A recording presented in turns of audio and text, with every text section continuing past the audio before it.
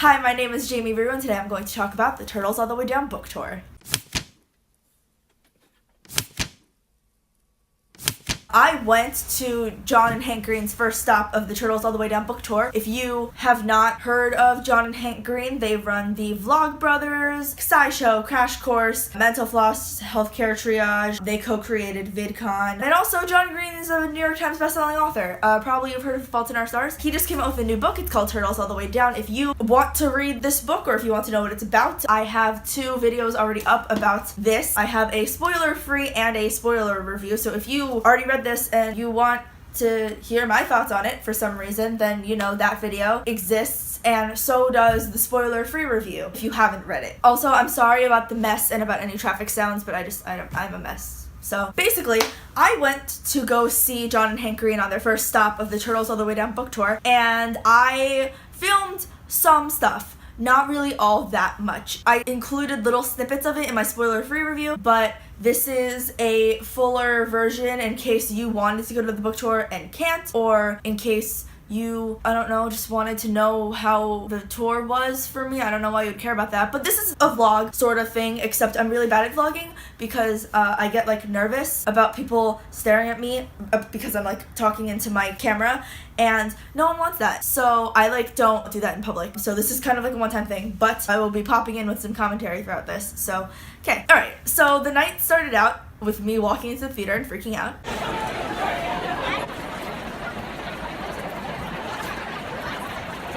Okay, so I have my Pizza John shirt on and I'm so pumped. I had pre-ordered the book on Amazon and it hadn't come yet, and I actually was kind of unaware that it came with a free version of the book, so I got that. Oh, yeah. The book is in here. The book is in here. Apologize. Oh my god. Okay, wait. It's signed in purple Sharpie. Oh my god. I'm gonna die. I'm literally gonna start reading this book sitting here.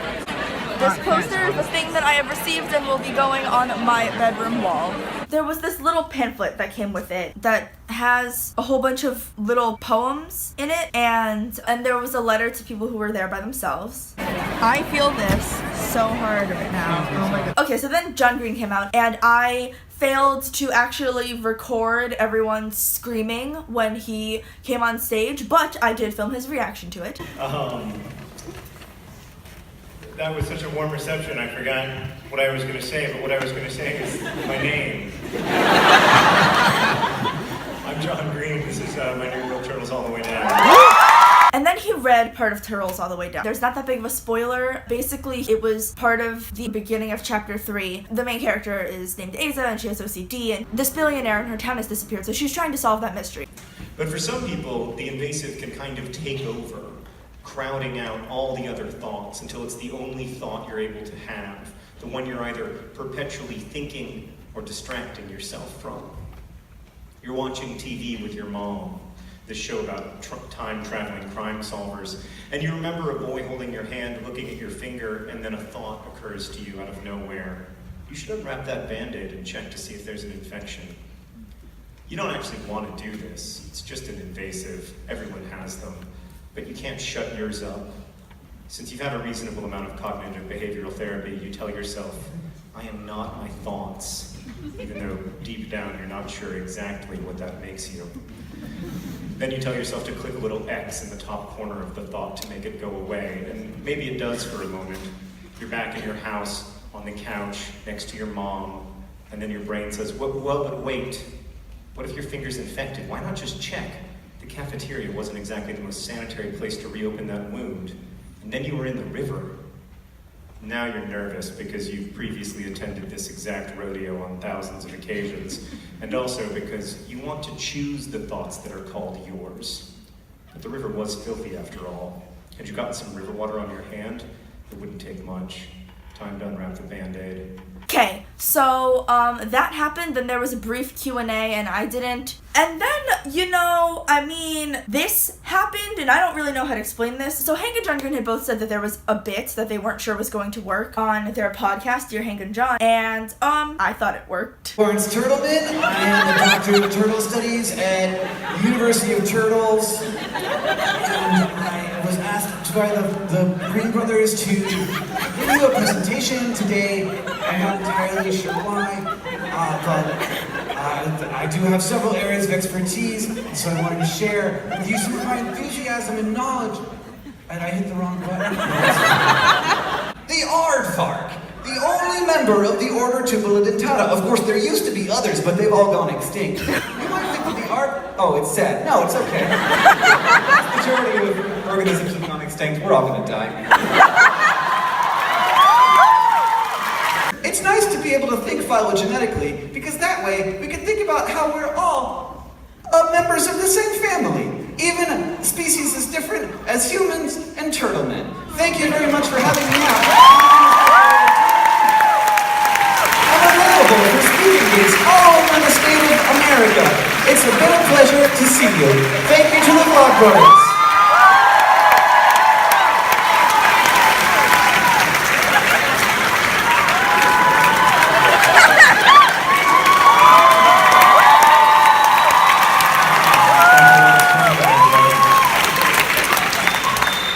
Oh my God.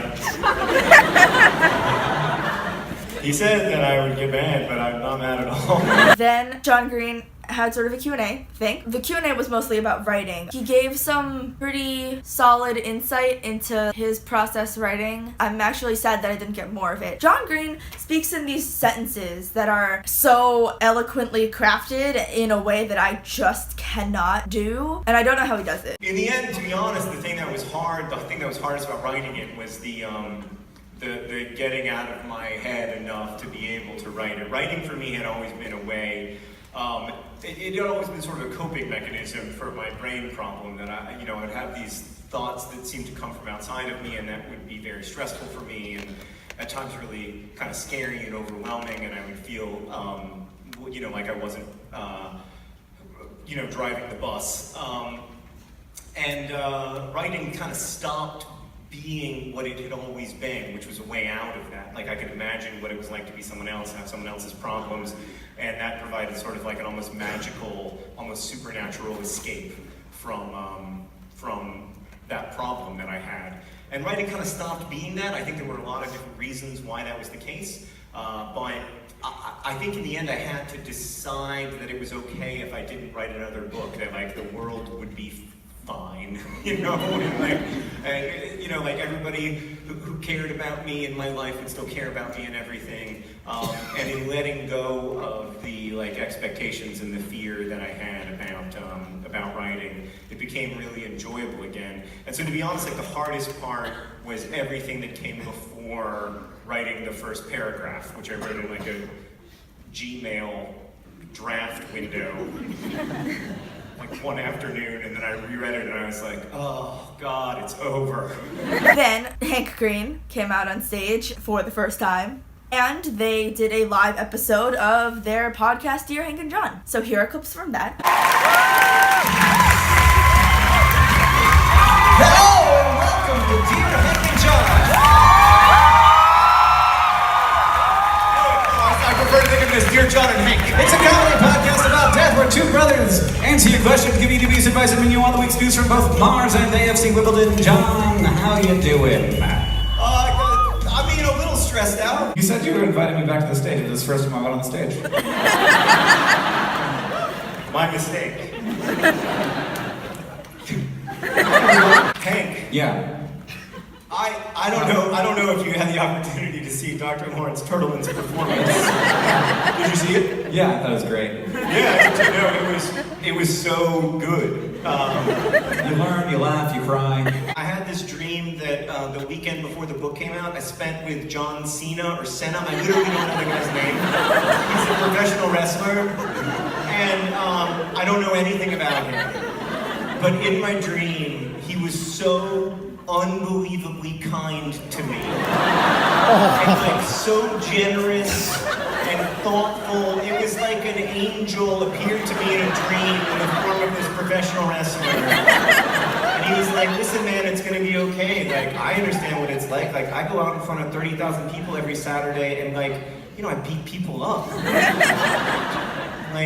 The shows you're doing are gonna be much smaller than that, and a lot less that can go wrong. You're probably not going to get injured.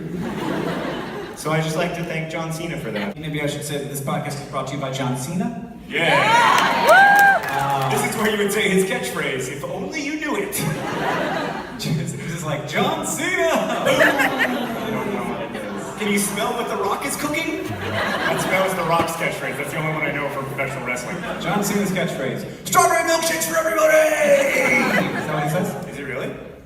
I did not know that we were doing this bit. Today's podcast is additionally brought to you by Hank's Mohawk. Hank's Mohawk. Never gonna happen. And then Hank Green played a whole bunch of songs. I was hoping he would do several of these because I knew them. So he did Strange Charm. Pork is a fundamental constituent of matter observed in 1968 through deep elastic scatter. We found that protons aren't as simple as we thought. We thought they were solid particles, but they are not. He did The Universe is Weird, which is my absolute favorite of his songs. Cause the universe is weird, I'm kind of freaking out. What the heck is this all about? Infinite, unbounded sets and patronizing glue-on jets, and we'll never understand half of what we haven't had. At least that's what I fear. Cause the universe is weird. Then, this happened. Oh, you start crying, they don't stop coming. Back to the roots and then hit the ground running.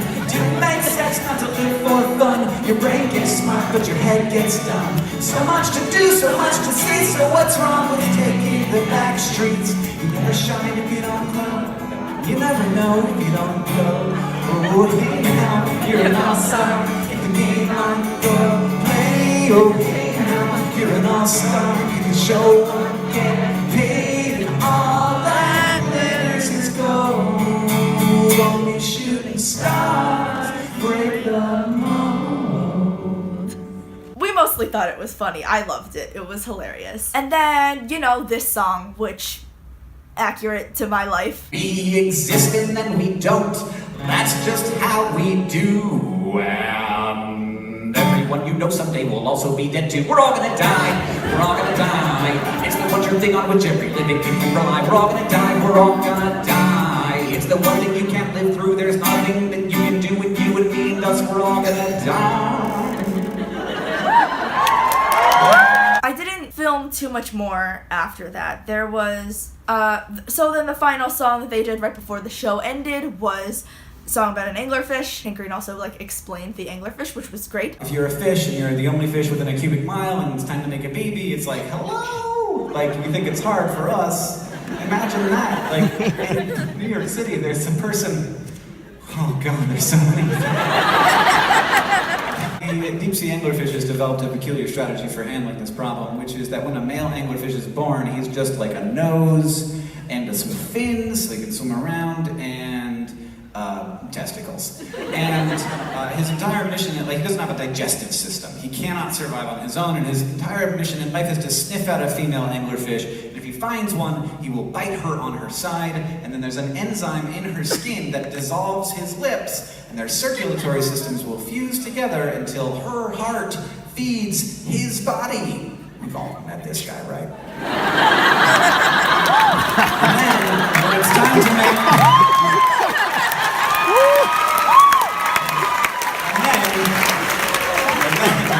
Too good. It's too close to the bone. I feel bad about that joke. It's too deep. When it's time to make the next generation of anglerfish, the female anglerfish will release her eggs into the water, and then she will release a hormone into her blood that will make the testicles release sperm, which then come together to form a baby anglerfish. And that is how it works. It's fascinating, and I thought that story was so beautiful, I wrote a song about it, and here it is.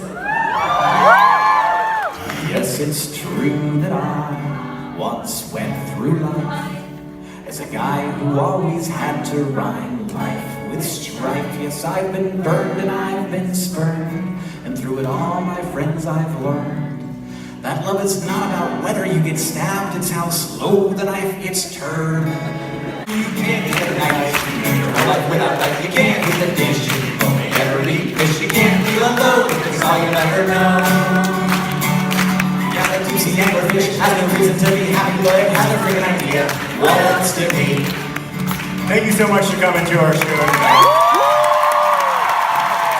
They also do an encore. It's fun, but I think my favorite part of the night, and something that will resonate, is there was a part of the night towards the end where John Green talked about his friend who had just recently died, Amy Cross Rosenthal, who was a children's book author, and he talks about how he hates audience participation, but then he said that in World War I think, I'm doing this totally off the top of my head because I didn't feel right filming this, soldiers would sing something to the tune of Auld Lang Syne. It's like a New Year's song. But soldiers would sing that and just sing, we're here because we're here because we're here because we're here, just over and over again. This was something that Amy had apparently talked about at a live show that she once did, and so he had the entire audience do that. And the encore that they did was something about, they wanted everyone to feel together. I felt more togetherness in that moment of everyone singing we're here because we're here to the tune of Auld Lang Syne than I did with the encore that they did, which is not necessarily a bad thing. I'm just a sap, but I think that was one of my biggest takeaways from the night. I think this was a great experience. I think that I would not have wanted to be anywhere else that night. I got to be in the same room as John and Hank Green, which is crazy because I've loved them since 8th grade. It's weird that I'm finally getting to see John and Hank Green in person, these people that I've been watching online forever. It was a great and weird night. Like I said, I'm not good at vlogging, but the lighting just changed. I hope anyone watching this eventually gets to see John and Hank Green live because it's a really, really great time. Thank you, John and Hank Green, for the experience. I hope you go on tour again soon, hopefully for Hank's book. Again, if you would like to see my reviews of Turtles All the Way Down, they should both be linked here right now. All right, bye.